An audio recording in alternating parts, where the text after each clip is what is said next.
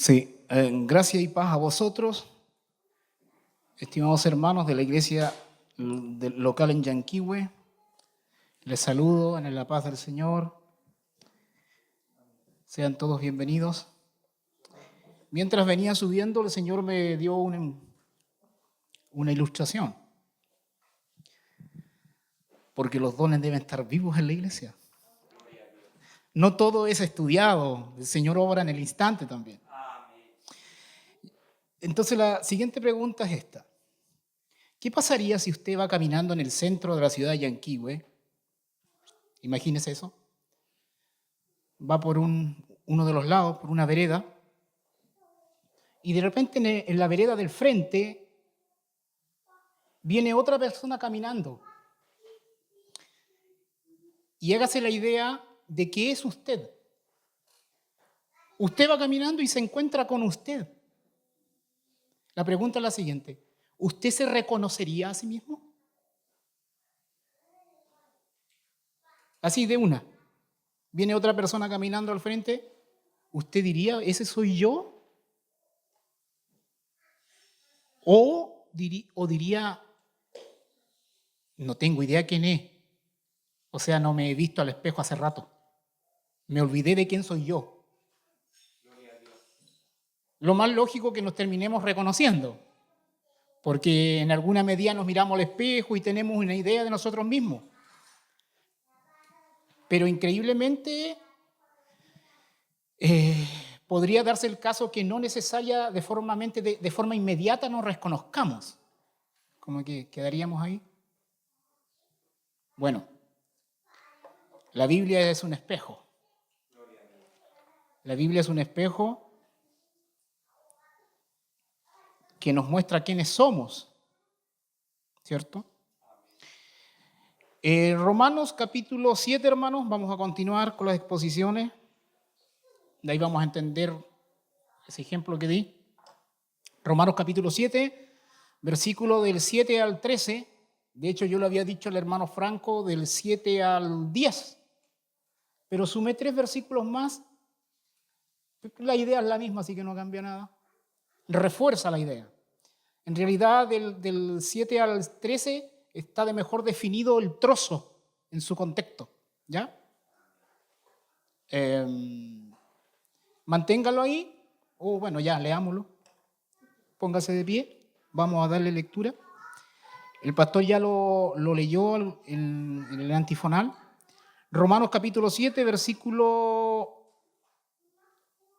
7. ¿Están ahí? Doy lectura en el nombre de Jesús. ¿Qué diremos? Pues, ¿la ley es pecado? En ninguna manera. Pero yo no conocí el pecado sino por la ley. Porque tampoco conociera la codicia si la ley no dijera, no codiciarás. Mas el pecado, tomando ocasión por el mandamiento, produjo en mí toda codicia. Porque sin la ley el pecado está muerto. Y yo sin la ley vivía en un tiempo, pero venido el mandamiento, el pecado revivió y yo morí. Y hallé que el mismo mandamiento que era para vida, a mí me resultó para muerte. Porque el pecado, tomando ocasión por el mandamiento, me engañó y por él me mató. De manera que la ley a la verdad es santa y el mandamiento santo, justo y bueno.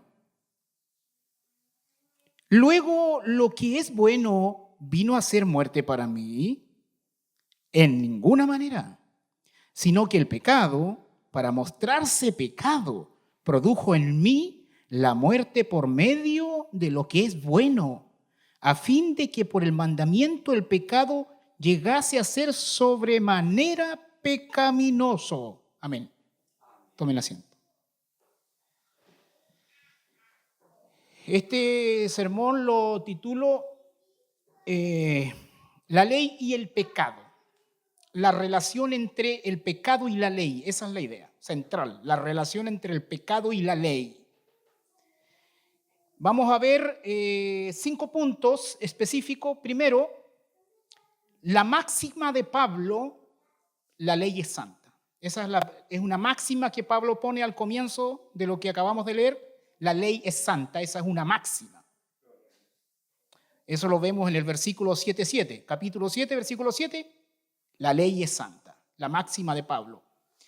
En el versículo 8 vemos el pecado se aprovechó de la ley. El pecado se aprovechó de la ley. Del 9 al 11 vemos Pablo y su relación con la ley. Cómo Pablo se relacionó con la ley. Versículos 12 al 13 vemos Pablo defiende la ley. ¿Ya? Y finalmente una aplicación contemporánea. Entonces, hemos hablado harto de pecado. Pablo escribió esta carta en el 57 después de Cristo aproximadamente, en el contexto de su tercer viaje misionero. Envió esta carta a la iglesia local y la iglesia en Roma, donde habían tanto gentiles como judíos que habían creído en Cristo. Pablo le envió esta carta con la intención de que en el futuro podría ir a Roma en algún momento. Entonces esta carta viene siendo como una degustación, un anticipo, etcétera, etcétera. 16 capítulos. Entonces, Pablo nunca había ido a Roma. Pablo en el 7:7 comienza con una pregunta, pero antes de eso quiero resumir todo lo que vamos a ver hoy. Es como el resumen de todo el sermón. Y lo podríamos resumir de la siguiente manera. El pecado usa instrumentalmente lo bueno y no lo malo para mostrar su verdadera naturaleza. Ese es el resumen de todo el sermón hoy día. El pecado usa instrumentalmente lo bueno, en este caso lo bueno es la ley, ¿ya? Pablo usa instrumentalmente lo bueno, el pecado usa instrumentalmente lo bueno para revelar su verdadera naturaleza. Esa es la proposición del sermón, la tesis del sermón, ¿ya? Pablo comienza con una pregunta y obviamente esta pregunta tiene que ver con lo que Pablo viene diciendo antes. De hecho, ya todo el capítulo 6, el capítulo 7 del 1 al 6, todo eso, el contexto inmediato, eso causa que Pablo en el 7:7 comience con la pregunta. La pregunta no se refiere necesariamente a lo que viene después, sino que la pregunta tiene que ver con lo que ya Pablo dijo. Porque Pablo dice, ¿qué diremos pues? ¿La ley es pecado? 2 preguntas. ¿Qué diremos pues? ¿Qué diremos a lo que él ya había dicho? Esa es la idea. ¿Qué diremos pues? ¿La ley es pecado? ¿Por qué Pablo hace la pregunta, ¿la ley es pecado? Porque Pablo es consciente que todo lo que escribió anteriormente potencialmente podría haber producido la pregunta o la tesis o la conclusión, la ley es pecado. Pablo es consciente que todo lo que ya ha dicho podría potencialmente haber producido la pregunta en la gente, en su auditorio original, en este caso los hermanos de la iglesia en Roma. Los hermanos de la iglesia en Roma se podrían estar preguntando, o al haber leído la carta de Pablo, se podrían haber preguntado, o sea que la ley es pecado. O sea que Pablo nos está enseñando que la ley es pecado. Por eso Pablo dice, ¿qué diremos pues? ¿La ley es pecado?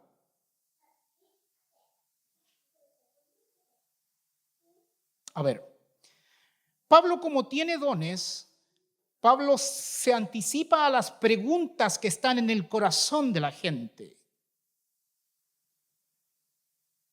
Y responde preguntas que por medio del don él sabe que están en el corazón de la gente.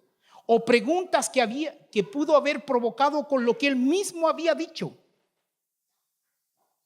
Así que leamos un poquito el capítulo, mire, el 6:15 dice, ¿qué pues? ¿Pecaremos porque estamos bajo la ley? Perdón, ¿qué pues? ¿Pecaremos porque no estamos bajo la ley? ¿Sino bajo la gracia? En ninguna manera. ¿No sabéis que si os sometéis a alguien como esclavo para obedecerle, sois esclavos de aquel a quien obedecéis, sea del pecado para muerte o sea de la obediencia para justicia? Pero gracias a Dios que aunque erais esclavos del pecado, habéis obedecido de corazón a aquella forma de doctrina a la cual fuisteis entregados. Libertados del pecado vinisteis a ser siervos de la justicia.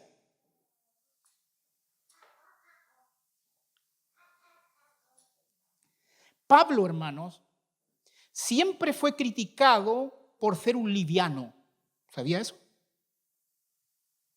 Cuando usted lee las cartas paulinas, usted se da cuenta que Pablo siempre está respondiendo supuestas preguntas. ¿Sí o no? Si usted es un experto en leer las cartas paulinas, Pablo siempre como que está discutiendo con un personaje imaginario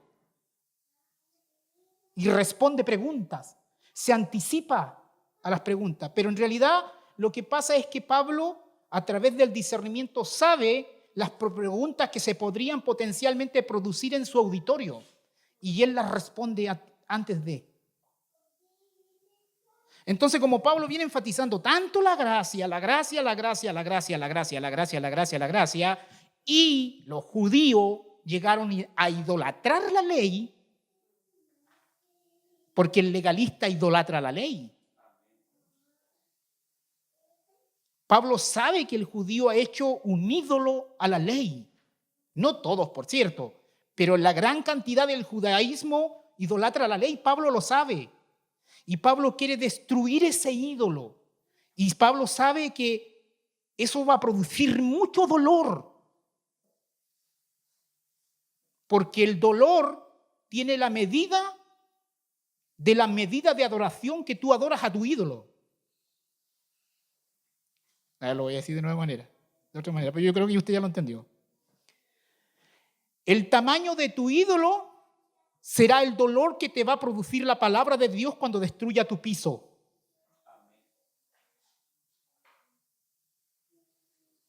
¿Me está haciendo? Pero cuando tú no tienes un ídolo, tú te vas a gozar de inmediato con la palabra. Si tú estás llena de ídolos, tú vas a resistir la palabra y vas a encontrar 1000 excusas para no hacerte cargo de la palabra.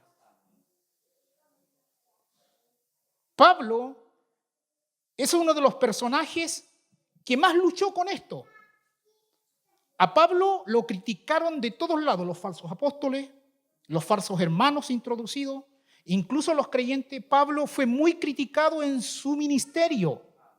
Le criticaban todo. Incluso había un personaje que se llamaba Apolo, que la Biblia dice que era poderoso en las Escrituras, que era fervoroso en las Escrituras. Apolo tenía la fama de hablar bonito. Apolo tenía una oratoria que todo el mundo se la quisiera. Y la gente comparaba a Apolo con Pablo. Hasta el punto que Pablo llegó a decir, yo soy tosco en la predicación, pero no en el entendimiento. O sea, criticaban la forma de predicar de Pablo, porque lo encontraban tosco. Y decían, no, Apolo. Y ahí incluso nació el sectarismo dentro de la iglesia. No, Simón, Apolo, yo soy de Cristo, yo soy de Pablo, yo soy de este otro. Porque el sectarismo es una realidad que puede manifestarse en las iglesias. Y se ha manifestado. Entonces, ¿qué diremos pues? Dice Pablo, como diciendo, la ley es pecado, porque Pablo sabía que había muchos ya diciendo que él había enseñado que la ley era pecado. Esa es la idea. Entonces, por eso Pablo pone al ídolo sobre la mesa. La ley es pecado y Pablo dice, en ninguna manera.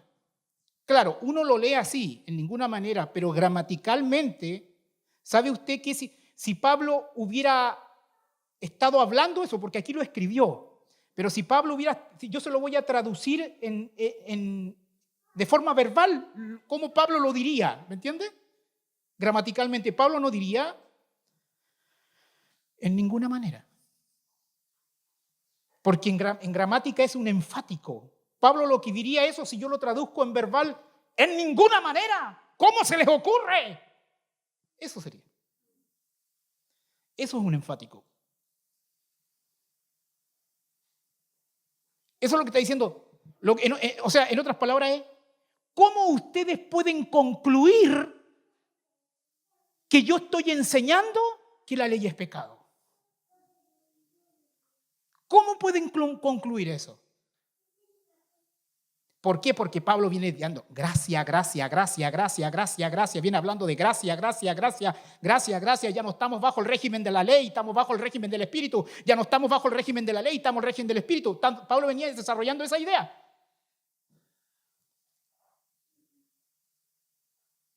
De hecho,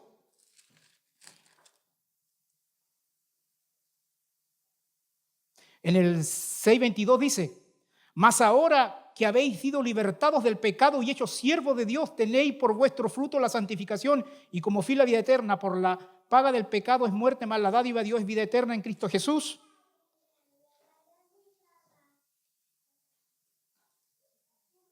El 6:20, porque cuando erais esclavos del pecado, erais libres acerca de la justicia, pero que fruto teníais de aquellas cosas de las cuales ahora os avergonzáis, porque el fin de ellas es la muerte. Pablo es el apóstol de la gracia y Pablo era interpretado por el judaísmo como un liviano, hermano. El judaísmo, por eso el judaísmo considera a Pablo un traicionero de su nación. ¿Sabía usted que en la academia se dice que Pablo se arrodilló ante la filosofía griega y traicionó a la ley de Moisés? Consideran a Pablo un traicionero, un predicador de la hipergracia. ¿Por qué?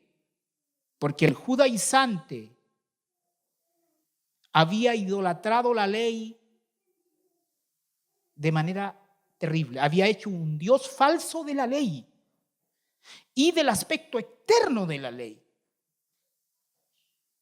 Porque los fariseos externamente eran cumplidores de la ley.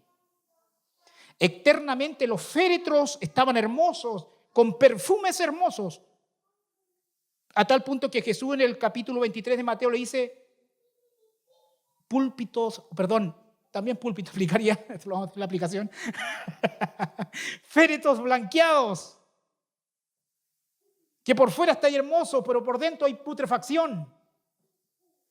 Entonces el judaísmo y los judaizantes, que son cosas distintas, pero ambos idolatraban la ley externamente, a tal punto que le añadían a la ley.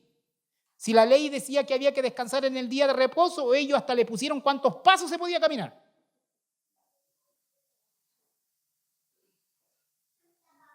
Eran más santos que Dios, se creían más santos que Dios.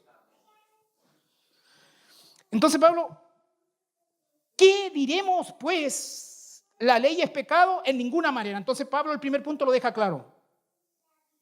Todo lo que he dicho antes puede significarse otra cosa, pero no puede significarse que yo diga que la ley es pecaminosa. No. No puede significarse eso. Ya no estamos bajo el régimen de la ley, pero eso no significa que la ley sea pecado. No.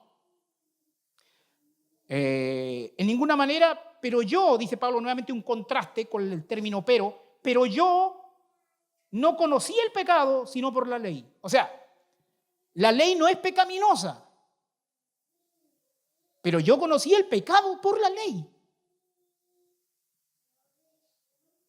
Porque tampoco conociera la codicia, y ahí se va un ejemplo concreto, porque tampoco conociera la codicia si la ley no dijera no codiciarás?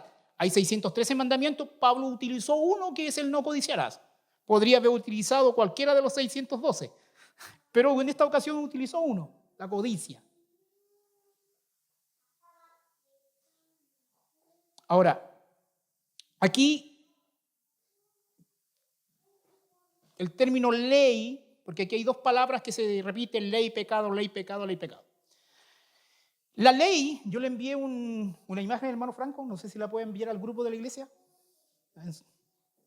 Por favor, para que mientras hable le echen una miradita rápida.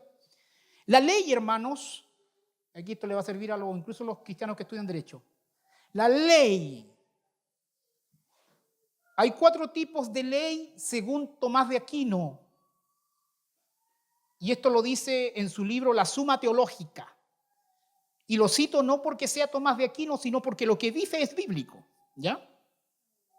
Pero él lo explicó pedagógicamente, por eso lo cito.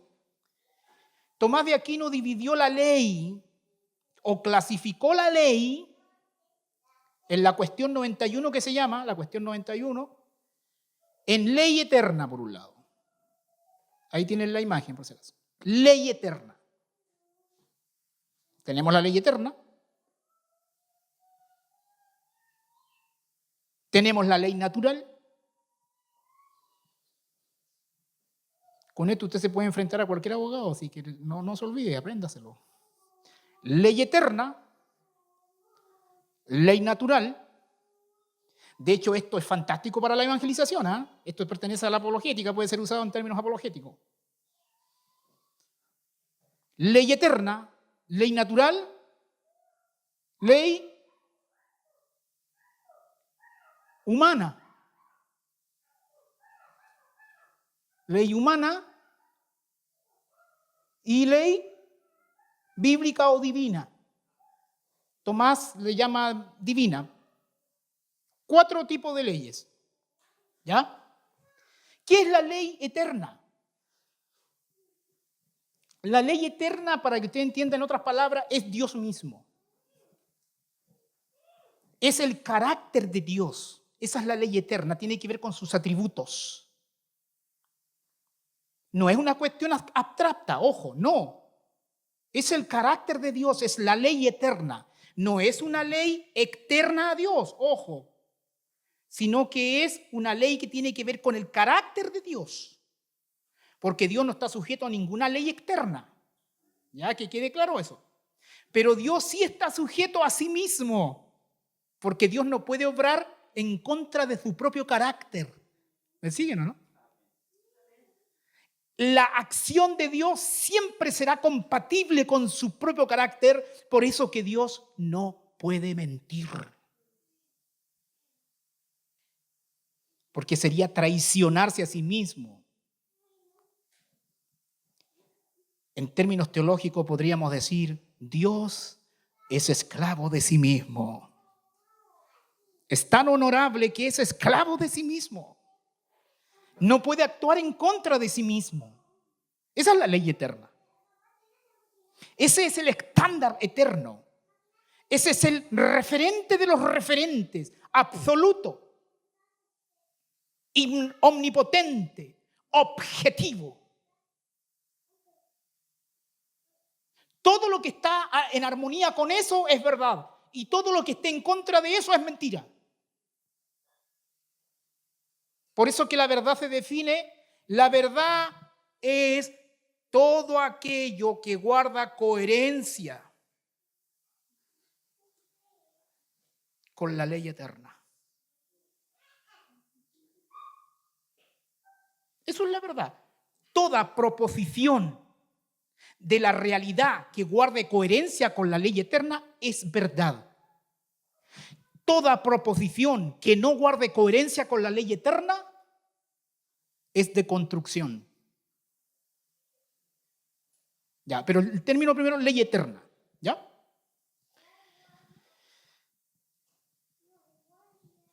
Ahora, aparece la ley natural. La ley natural es la participación de la ley eterna de Dios en el hombre. Dios esculpió su ley en la conciencia del hombre. ¿Se acuerda cuando dice en Romanos 2, 14, 15? Que los gentiles, aunque no tengan ley externa, tienen una ley interna. ¿Pero qué es la ley natural? Es la misma ley eterna que participa en el hombre. Obviamente de forma limitada. ¿Me siguen? Esa es la ley, también se conoce como la ley moral o la ley en la conciencia. Los gentiles, los que no pertenecían al pueblo de Israel, Dios trataba con ellos a través de esa ley. Tiene que ver con la revelación general. ¿Ya? Es cuando algo te dice, esto es bueno, esto es malo. Esto es bueno, esto es malo. Esto es bueno, esto es malo. Esto es bueno, no, aquí sí. No, así, aquí no, acá sí. Esa es la ley natural. Y la ley natural no solamente se refleja en el hombre, sino que se refleja en la creación. Y a través de la ley natural nace lo que se conoce como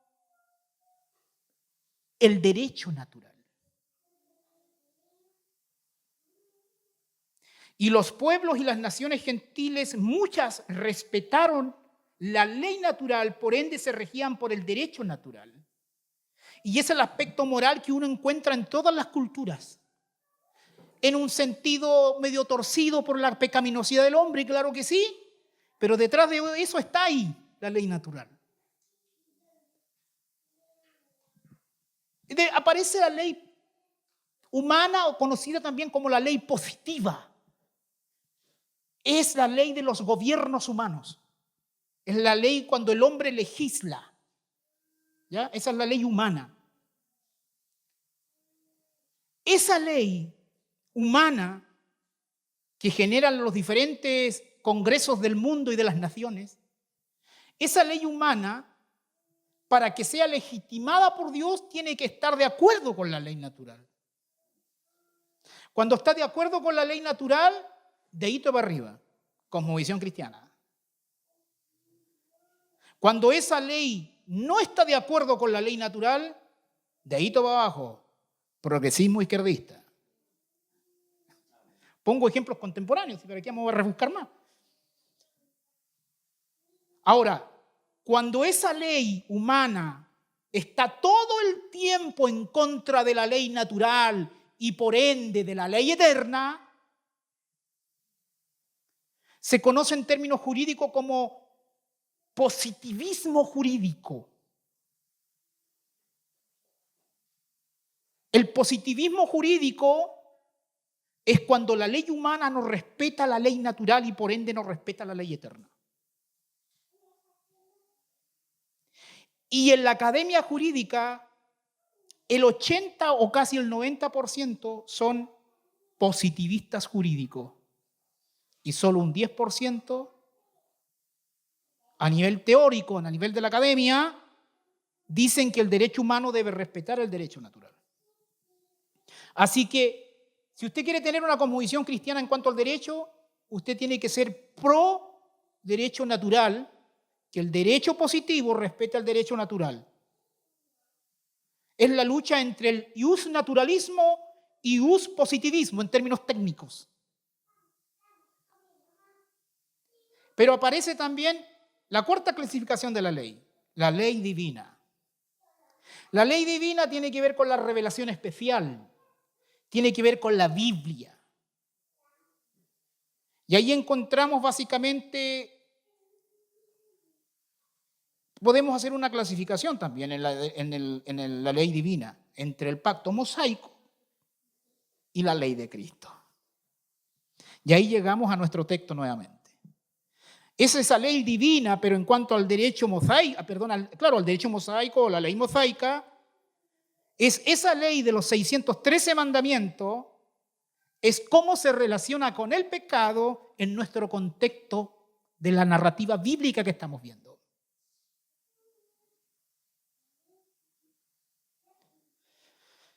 ¿Qué pues diremos? La ley es pecado, se refiere a la ley divina, particularmente el pacto mosaico, los 613 mandamientos, y en el cual está el diezmo. Y los otros 612. y que se resumen, podemos decirlo, en los 10 mandamientos, el decálogo. ¿Se da cuenta que toda esta comprensión te da cosmovisión? Y dice, este va acá, esto va allá, esto va acá, etc.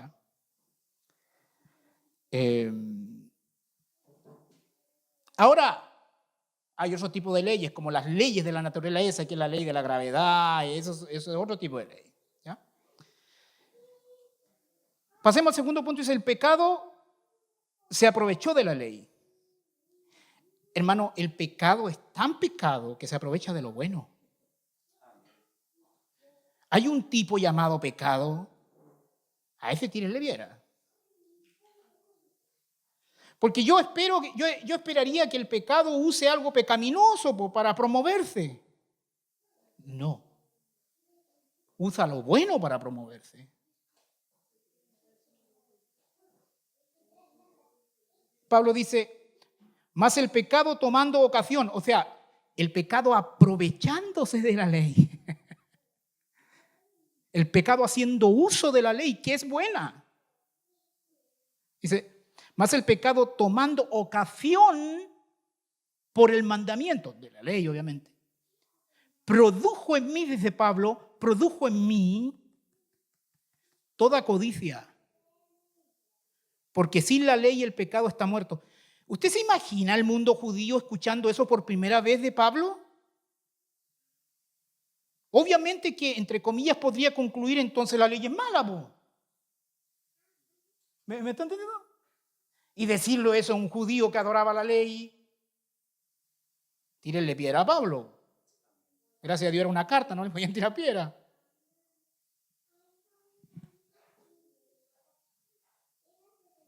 Pablo en una ocasión dice, yo cuando estoy presente me presento como humilde, pero cuando la escribo es con osadía.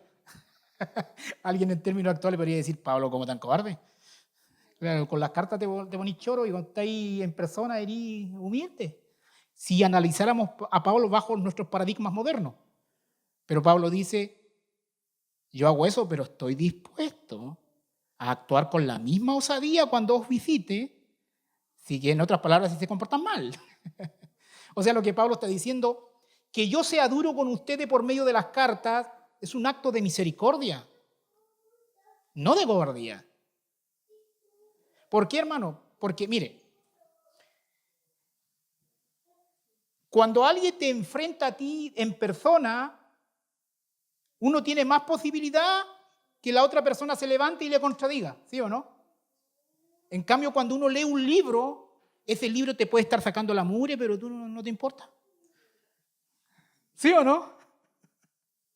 Porque no tenés con quién alegar, pues anda a alegarle al autor, pues. Eso es lo que decía Pablo. Aprovechen mi dureza a través de las cartas. Pero cuando yo estoy con ustedes, soy tierno.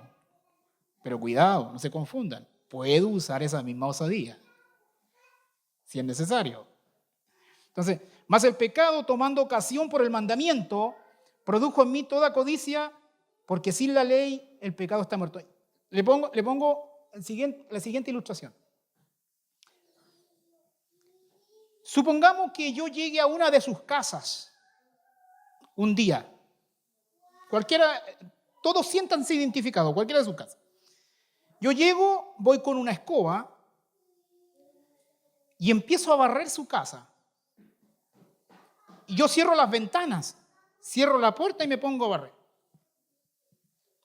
Y comienza a levantarse el polvo, ¿cierto? Empieza a levantarse el polvo sobre la mesa, sobre la estufa, sobre las camas. ¿Cuál sería la reacción lógica? Hermano Freddy, no ensucie. ¿Sí o no? Cuidado, el polvo, ¿cómo se le ocurre hacer eso?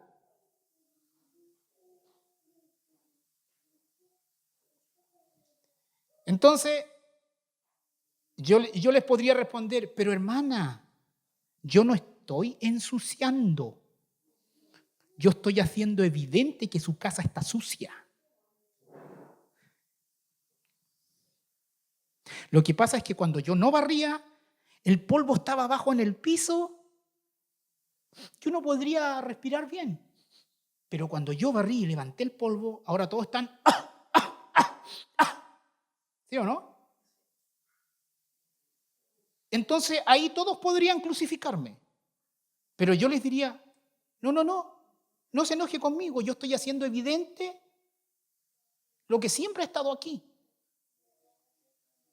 La polución es cuando se levanta el polvo. ¿Qué es lo que hace la ley? La ley,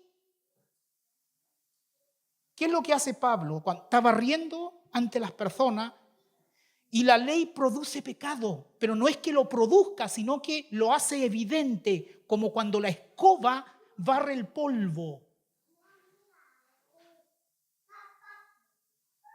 Entonces, el polvo que estaba muerto, pero no es que no haya estado, pero estaba en estado de quietud, inoperante. Lo que la ley hace es lo revuelve y lo hace evidente. Miren el progreso del peregrino, ese es el ejemplo que se da. Barren dentro de una pieza y le explican el efecto de la ley. Yo de que llegué acá les dije que vean esa película, ¿la han visto? Qué bueno, los que no la han visto, véanla. De hecho, yo les dije esa ocasión porque yo sabía que iba a predicar esta hora. Vea el progreso del peregrino, hermano. Tiene mucha enseñanza. Ahora pasamos a, Pablo dice en el 7:8, mas el pecado tomando ocasión por el mandamiento produjo en mí toda codicia, porque sin la ley el pecado está muerto, o sea, el polvo está en quietud. Ahora, cada vez que uno predica, es como si que levantara el polvo en la iglesia. Entonces ustedes tienen dos opciones, o dar gracias al Señor o enojarse con el predicador que hace evidente el pecado. Y eso produce crisis existencial. Cuando una palabra no produzca crisis existencial, debemos orar para que Dios produzca crisis existenciales para seguir avanzando en la vida.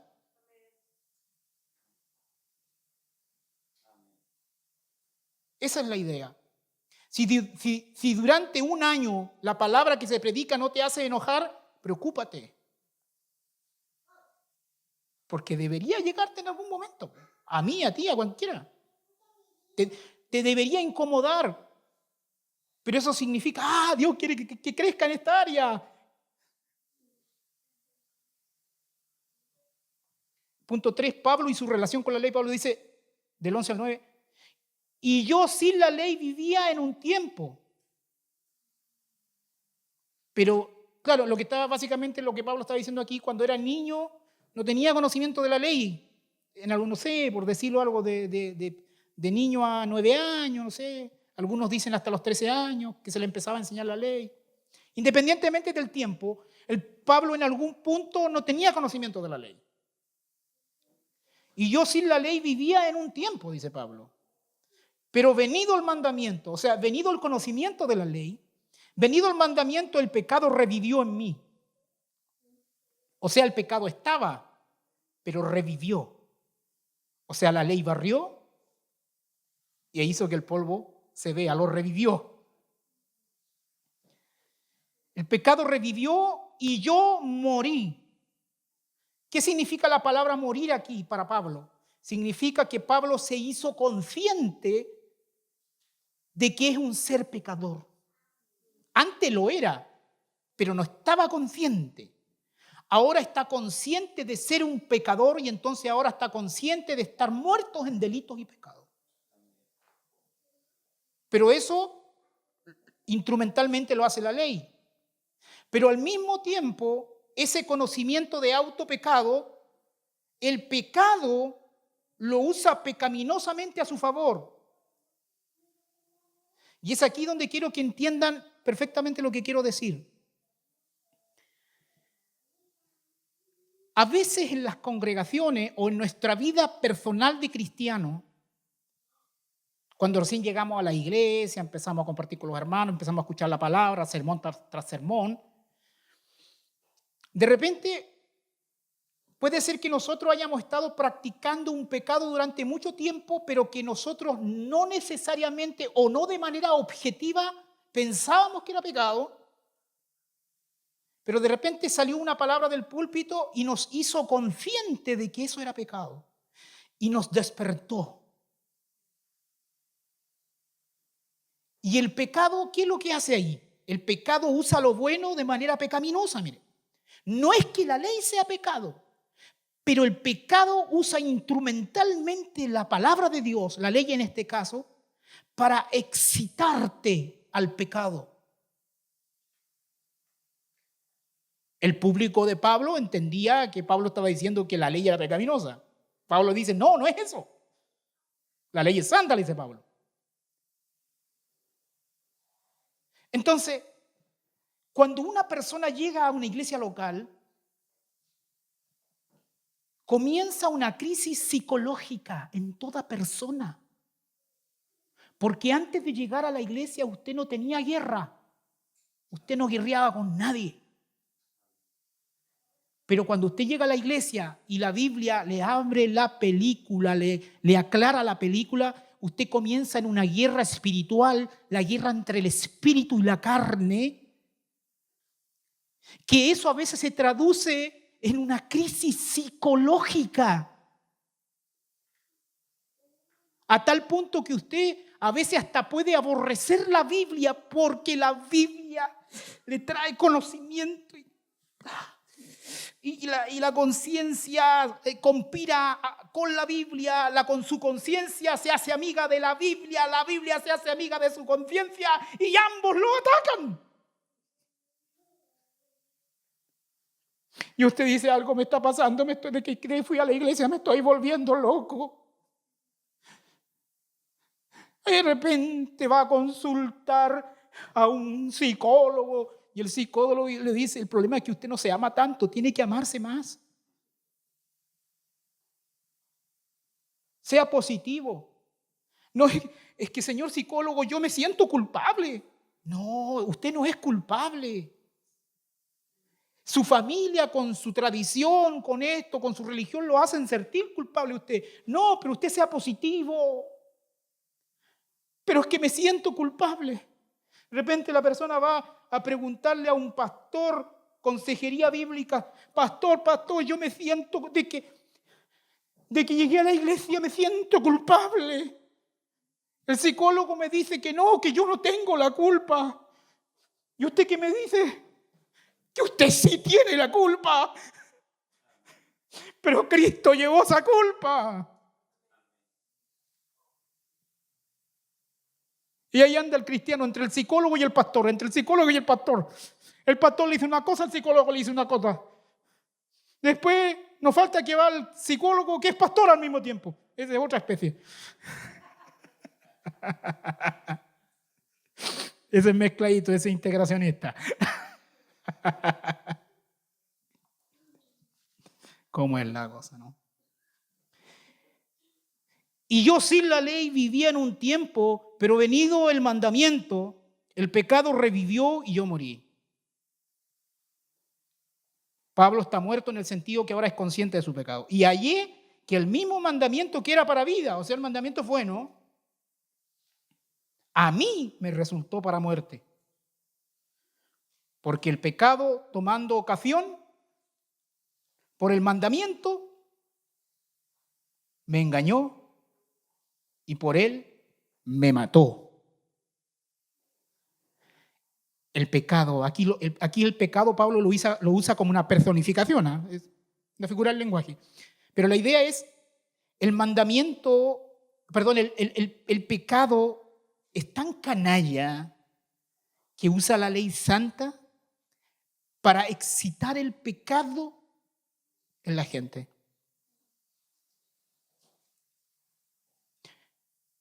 Hermano, si tú le estás diciendo a las señoritas de una iglesia todo el tiempo, la falda bajo el tobillo, la falda bajo el tobillo, la falda bajo el tobillo, la falda bajo el tobillo, la falda bajo el tobillo, la falda bajo el tobillo, y vive en un paradigma de la falda bajo el tobillo, porque la santidad, la falda bajo el tobillo, la falda bajo el tobillo, la falda bajo el tobillo, y te creas en una burbuja de la falda bajo el tobillo. La falda no tiene culpa, pero el discurso es la falda bajo el tobillo, la falda bajo el tobillo. ¿Qué va a hacer el pecado? Mm, Va a producir en la hermanita y en esa hermanita quererse sacar la falda y subirla arriba al tobillo. Y el pecado le va a decir, arriba al tobillo ya es un avance, un poquito más arriba. Arriba la rodilla. Y el pecado le va a decir, un poquito más arriba. Y más arriba, y más arriba, y más arriba, y más arriba, y más arriba, y más arriba. No estoy defendiendo la cultura islámica, ojo, que quede claro. Pero el punto es que el pecado usa lo bueno, lo tergiversa con la idea de que tú termines pecando de manera pecaminosa.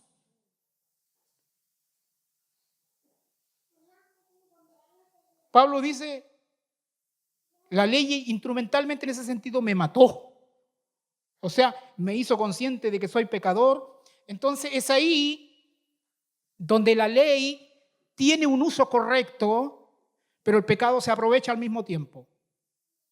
Es por eso, hermanos, que cuando predicamos la ley como método de evangelización, no tenemos que demorarnos en predicar el evangelio, sino el pecado va a usar la ley de manera incorrecta. ¿Me está siguiendo, no? Debemos usar la ley como método de evangelización. Pero usar la ley sin predicar el evangelio es terrible, es algo que no debe hacerse. ¿Por qué? Porque el pecado va a usar lo bueno para el mal. Entonces, malas noticias, evangelio al tiro. Para que la ley tenga un buen uso, porque uno de los usos de la ley es traer a la gente a Cristo. Es la nodriza que trae a la gente de la mano y lo lleva a Cristo. La ley no salva a nadie, pero la ley sí revela el pecado, o sea, las malas noticias y que hay juicio por eso, etcétera, etcétera. Pero la ley no tiene poder de salvar, pero sí tiene poder de revelar la santidad de Dios y la naturaleza del pecado. Y yo sin la ley vivía en un tiempo, pero venido el mandamiento, el pecado revivió y yo morí. Y hallé que el mismo mandamiento que era para vida, para mí me resultó para muerte. Porque el pecado, tomando ocasión por el mandamiento, me engañó y por él me mató. Hermano, mire.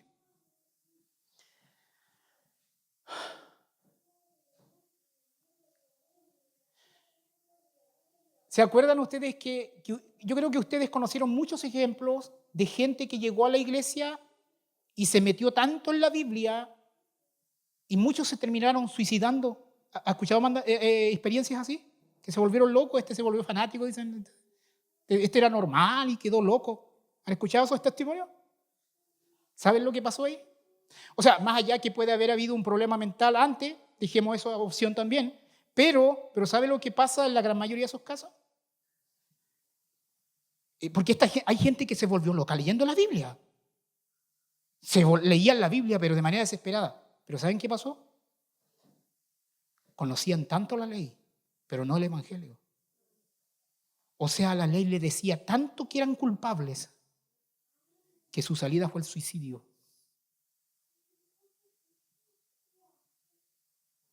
Yo se lo digo por experiencia propia. Leer la Biblia sin conocer el evangelio es un suicidio. Porque es una crisis psicológica que tú no te sacas de encima. Porque es como tener a un Dios persecutor todo el tiempo persiguiéndote.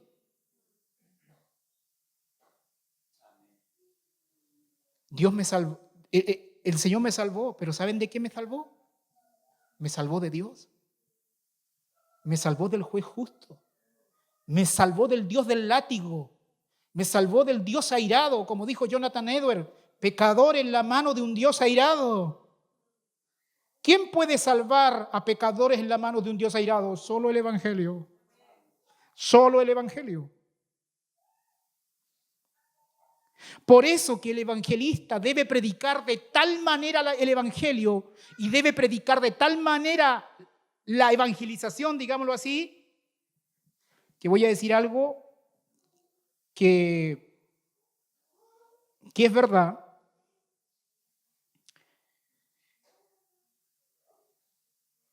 Si Dios no salva a alguien cuando se predica el evangelio, esa persona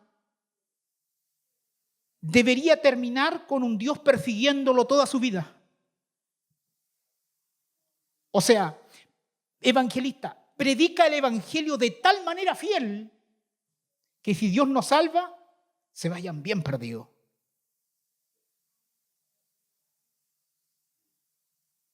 Predica de tal manera el evangelio de manera fiel que si Dios no salva por soberanía, el que se fue perdido se vaya bien perdido. Por eso que yo en algún momento digo que el verdadero evangelista huele a muerte y a vida. El perfume del evangelista es muerte y vida. Como Juan 3:36. El que cree en el Hijo tiene vida eterna, perfume de vida.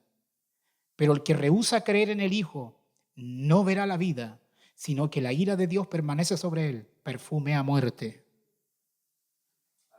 El evangelista debe oler a muerte y a vida.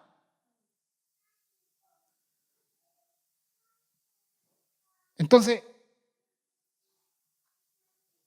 si Dios no salva, no nos sorprendamos que la gente empieza a gritar. Si Dios no salva, no nos sorprendamos que algún caballero de la esquina ya empiece a decir mentirosos, ladrones. ¿Por qué? Porque cuando se predica el verdadero evangelio, si Dios nos salva, debemos sentir el crujido de los demonios. Esto es pedagógico. Debemos sentir que los mismos demonios, como le dijeron a Jesús, no nos envíes antes de tiempo al abismo, por favor. Que si Dios nos salva, las canillas deben sentir el fuego del infierno. Te podrás ir de aquí sin que Dios te salve, pero no te vas a ir de aquí sin que comprendas las implicancias de haber rechazado a Cristo.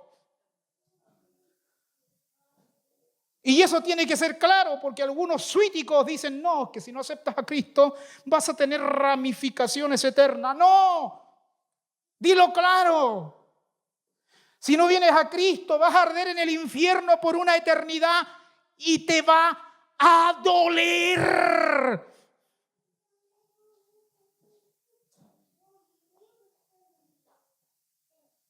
Me diga, ¿no? Y capaz que ese se vaya enojado, y capaz que se vaya gritando, y capaz que te vaya a pegar. Pero ellos se levantaron contentos por dignos que Dios les permitió sufrir por la causa de Cristo. Los llevaron y estaban en el calabozo. Cualquiera estaría llorando, los millennials estarían llorando, los terian también. Pero los verdaderos hijos de Dios estarían cantando alabanzas. El que conoce la misión canta alabanza. Solo el que conoce el final canta alabanza. La gran noticia es que nosotros conocemos el final. Dios gana. Dios gana al final. Cuando sus niños estén mirando una película y se asusten de que la película está como terrorífica, ¿qué es lo que yo le aconsejo a los hermanos? Lleve a sus niñas al final de la película y decirle, al final ganamos. Al final ganamos, pues vuelven y sigan mirando la película.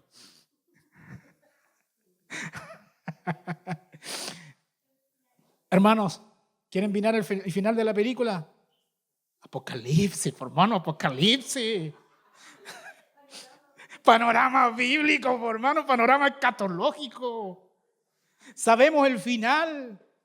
Otros andan adivinando qué es lo que viene. ¿Será Trump? ¿Será el anticristo Trump?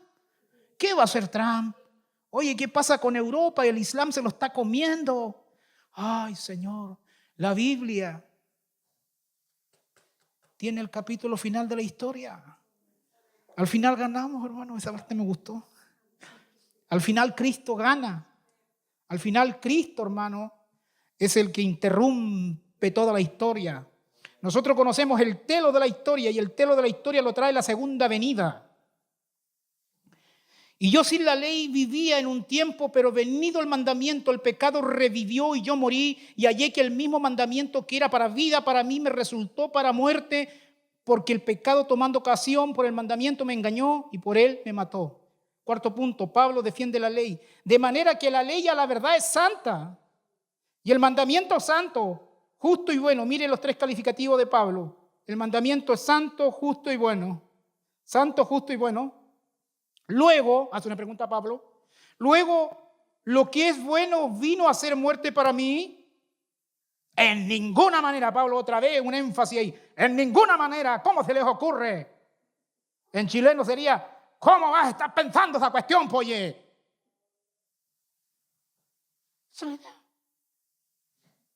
Sino que el pecado, aquí Pablo la aclara, sino que el pecado para mostrarse pecado produjo en mí la muerte por medio de la ley, por medio de lo bueno, a fin de que por el mandamiento el pecado llegase a ser sobremanera pecaminoso. Y aún Dios soberanamente usa eso. ¿Sabe lo que debe producir la evangelización? Hermanos, la evangelización no salva a nadie. Lo que salva es el evangelio. Pero no estoy diciendo que la evangelización sea incorrecta, es parte del plan. Lo que pasa es que la evangelización debe dejar a la persona en el precipicio a punto de caer y dejarlo en un callejón sin salida. Esa es la misión de la evangelización, hacer consciente a la persona de que está en un callejón sin salida. Y cuando llega a ese punto, usted predica el evangelio y Dios verá si salva o no. Pero usted debe predicarlo de tal manera como si Dios rogase al mundo. Cree como calvinista, pero predica como arminiano. Diría alguien. Hay unas conclusiones así realmente que usted se va a encontrar con esas. Podemos sacar la parte buena sin abrazarla completamente. Entonces, a fin de que por el mandamiento el pecado llegase a ser sobremanera pecaminoso. Ahora, aplicación contemporánea. Este conocimiento podemos usarla a favor del evangelismo.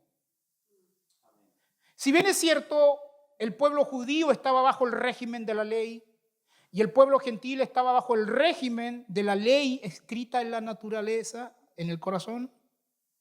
O sea, Israel bajo la ley divina, pacto mosaico. El gentil bajo la ley natural. Esa era la metodología de evangelización de Pablo en el libro de los Hechos, cuando se encontró ante un público gentil que apeló a la creación, a la revelación general. Cuando le hablaba al judío, le aplicaba la ley. Pero incluso la ley podría tener un uso legítimo hoy en día de manera contemporánea. ¿Por qué? ¿Por qué? Porque en el contexto de Pablo, el gentil no tenía conocimiento de la ley especial. Por eso Pablo apelaba a la ley natural. ¿Me siguen? Pero hoy en día vivimos en una cultura cristiana. No digo que todos sean cristianos. Hay gente que culturalmente son cristianos, pero no son verdaderos cristianos. De hecho, la sociedad occidental tiene conocimiento cristiano. ¿Quién no sabe de los 10 mandamientos? Incluso los más ateos saben de los 10 mandamientos. Entonces, en nuestro contexto, uno podría hacer un uso legítimo como aplicación, ojo, en cuanto al evangelismo, sin dejar de usar la ley natural. ¿Qué es lo natural? Entonces, uno podría usar metodológicamente la nodriza, el ayo, para matar a la gente. La ley en ese sentido puede tener un rol de sicario, instrumentalmente hablando. O sea, hacer consciente a la gente que es pecadora. Y una vez que saben que son pecadores, saben que están en un callejón sin salida, viene la buena noticia. Viene la buena noticia del evangelio. Pero Cristo lo pagó todo. Cristo pagó el pecado de los que creen. ¿Tú crees en Cristo? Solo eso. ¿Tú crees en Cristo? No debes sentirte mal. Quizás la ley te hizo sentir mal. Pero para ser salvo, solo cree. Solo cree, gracia gratuita, solo cree. Es imposible que puedas salvarte a ti mismo. Caes una y otra vez. Caes una y otra vez. Has prometido en tu oración, ahora sí, Señor. Ahora sí, Señor, que voy a poder. Ahora sí. Vences una semana y vuelves a caer. Déjame darte una noticia mala. Nunca vas a poder.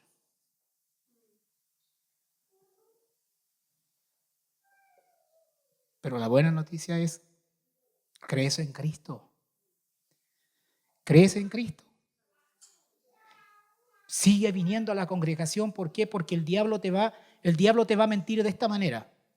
El diablo te va a decir, mira, todos los hermanos en la iglesia son firmes, son fuertes, pero tú eres débil, tú le fallas a Dios todo el tiempo, Dios está enojado contigo. Mira, volviste a caer, eres malo.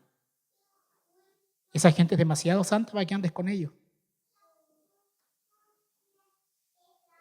Cuando el diablo te traiga esa acusación, dile, sí, es verdad, soy pecador, lo más probable es que sea el más pecador de la iglesia. Sí, capaz que vuelva a caer, sí. Sí, soy un hipócrita, sí. Pero te cuento que al final de esa lista que tú me muestras, Satanás, hay una firma que dice, pagado en la cruz del Calvario. Pagado por la sangre de Cristo. Pagado por la sangre de Cristo. Cristo ya recibió los latigazos, no solo de tus pecados pasados, presentes, sino también de los futuros. Así que cada vez que te caigas, levántate. Cada vez que te caigas, levántate. Cada vez que te caigas, levántate. Y si te caes más veces, levántate más veces. Y si el diablo te miente que eres un hipócrita, dile, donde abundó el pecado, abundó la gracia. Porque el pecado nunca va a sobrepasar la gracia. Sigue intentando no pecar, eso no significa que te rindas. No te rindas, mi punto. Mi punto no es que no vaya a dejar de pecar. Mi punto es no te rindas. Sigue, sigue, sigue, sigue, porque todos hemos caído en alguna vez o quizás vamos a caer en el futuro. Pero nuestra victoria está comprada. Al final ganamos. Aunque tú seas infiel, Cristo permanece fiel. ¿Es libertad para predicar? No. No, nadie está predicando libertinaje. El punto es que está pagado. El punto es que la sangre de Cristo tiene poder. De hecho, me gustó delante cuando estábamos cantando y la alabanza decía que Cristo murió y la hermana se apuró a decir, y resucitó. ¿Se dieron cuenta, no? Yo dije, claro, le faltaba esa parte. No me dejen la cosa a la mitad. De hecho, en la cruz, la muerte de Cristo en la cruz, ahí el evangelio está completo. Lo que pasa es que la resurrección es la boleta que acredita que eso Dios lo recibió. La resurrección es la boleta. Entonces, cada primer día de la semana nosotros venimos a mostrar la boleta de que lo que pasó en la cruz fue suficiente. La cruz es suficiente, la cruz es suficiente. ¿Cuál es la prueba? La resurrección. El Padre resucitó al Hijo porque le aceptó el sacrificio. Y ahí la importancia de la resurrección. Cristo murió, Cristo fue sepultado y Cristo resucitó conforme a las Escrituras. Gracias y paz a vosotros, hermanos. Hasta aquí queda la exposición de la palabra de Dios. Y gracias por todo. Pasan los hermanos a cantar. Continuamos con el servicio. Amén.